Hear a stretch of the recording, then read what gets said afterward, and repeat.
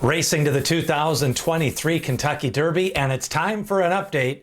Thursday, April the 20th, just 16 days away now from the first Saturday in May. On the big board, we're going to take a look at Confidence Game as he attempts to become a horse to win the Kentucky Derby off a long layoff. Mage with only 3 lifetime starts. We'll take a look at those. And then Churchill Downs, Horses for Courses, as we get you up to date on the run for the Roses. On Thursday, King's Barnes going 5 furlongs and a minute flat, worked out in company with Major Dude. Of course, King Barnes 3 for 3 and won the Louisiana Derby. Meanwhile, on the Kentucky Oaks side, Brad Cox sent out some runners. He sent out Wet Paint, most likely the Kentucky Oaks favorite, 5 furlongs in a minute and 1/5. And then Botanical worked out in company with Flashy Gem. Those ran 1-2 in the Bourbonette Stakes. Botanical 1 and 1/5 as she goes from 4 straight synthetic wins on the Turfway Synthetic to the dirt here at Churchill Downs. Meanwhile, Wet Paint has won 3 in a row at Oaklawn, and 3 of her 4 lifetime wins have been on a sloppy track. Churchill Downs, Horses for Courses. We do have some horses that have some wins at Churchill Downs. 2 Phils. He won the Street Sense Stakes by 5 lengths last fall. Rocket Can, a maiden special weight for Bill Mott. And then Confidence Game, a 5-length win for trainer Keith DeSormo. That was last fall as a 2-year-old, showed a lot of speed in that race.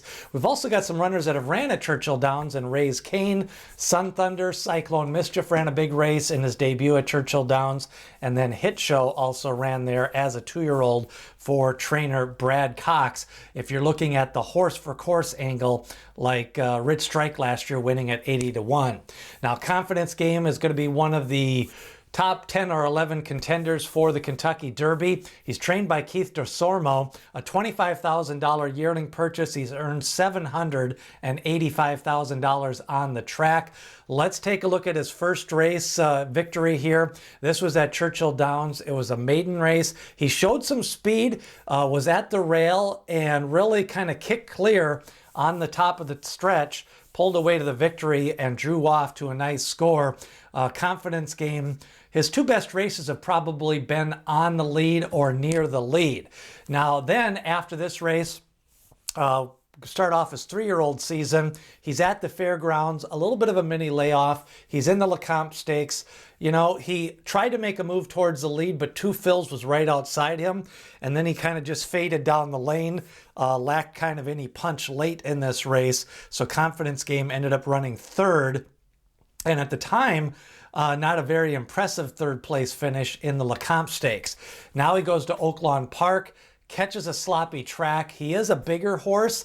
There was a faster pace in the Rebel Stakes in this race. He came from off the pace, made a wide move in the slop, and kind of caught the race flow as he was making his move as the speed was stopping, got open, and then, you know, he kind of faltered a little bit late, didn't really stride out late in this race. I think this was an example of catching the race flow at the right time. He took the lead when everybody else was kind of fading. He took to the surface. He's a big horse. I think he definitely likes to be kind of more freewheeling. His best race was his maiden race on the front end. He won another race at Keeneland on the front end. So Confidence Game. He's by Candy Ride. James Graham is the jockey. He's got 2 previous Derby mounts. And the positive factor for him is he does have a win at Churchill Downs.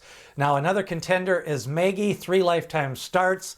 Let's take a look at his debut race here at Gulfstream Park. Showed some speed, was a little bit of a price this day, right around 11-1, but he did run a fast race and he did debut at 7 furlongs, which is not always a easy distance to win at. This was a kind of a loaded race. There was 3-4 horses being bet down in this race. Mage pulls off to the big victory. Then you take a look at his 2nd lifetime start. We got the screen grab here. And, you know, he broke a little bit slow. He's the 7 horse. He's on the outside. The 2 outside horses were able to get in. And so then Mage's working at a disadvantage here. Let's pick it up as he has that slow break. Now he's got to come wide. He's going 3 to 4 wide as you see him on the outside. He's the farthest outside on the trip. And he's trying to catch up here in the Fountain of Youth, and ended up losing this race, of course, to Forte, who will most likely be the Kentucky Derby favorite. Then we take a look at the Florida Derby. He comes from off the pace. That was a very fast pace that day. So he came from off the pace. Cyclone Mischief came from off the pace. Forte came from off the pace. He took the lead into the stretch with this big move, kind of circled the field, took the lead. Looks like he kind of had the race won. And then late, Forte kind of just dug down and got him. That was a big effort from Forte, a nice move from Mage and Mage. And when you look at Mage, you know, coming off the pace in that race, 3 lifetime races. Speed figures are slowly improving.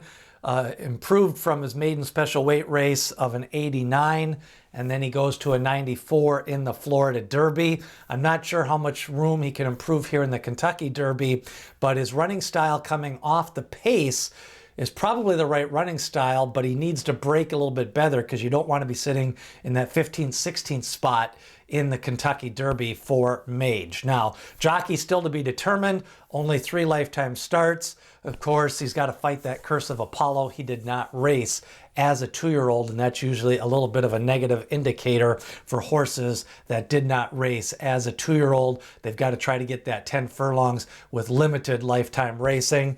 Post positions will be drawn for the Kentucky Derby on Monday, May the 1st for both the Oaks and the Derby. 8 bells in the Oaks on Friday, May 5th. Pat Day Mile and Kentucky Derby on May the 6th. We've got some updates on the Kentucky Derby. We take a look at Practical Move on April 17th. April 13th, we looked at Angel of Empire. Top Buyer speed figures, Brisnet speed figures, and Timeform speed figures. And then also Sun Thunder and Hit Show were analyzed yesterday on the update. Don't forget a couple of live streams. We're still planning some more. Derby Bandit and myself will be on Thursday, May 4th, 7 p.m. We're going to go over some of the Derby races and the Derby card, and then the Kentucky Derby Pedigree Show. Going to be joined with Jessica Tugwell from Hawkstone Bloodstock. She is going to join me live. If you can't catch the live streams, you can catch the replays, and I'll be planning a few more live streams as well. Going to be doing a study group again earlier in that week, and still lining up some more live streams for the week of Kentucky Derby as we're within 16 days now of the Kentucky Derby. Don't forget, every Monday through the Belmont Stakes, I publish the Thoroughbred Prospectus, 2,000 words on rankings, updates on the races, trip notes, pedigree notes, all on Mondays. Thoroughbred Prospectus. Hit subscribe in the description below as we get you ready. What do you think of Mage? And also, what about Confidence Game? Can he overcome that big layoff? Leave a comment. Let's talk Kentucky Derby 2023.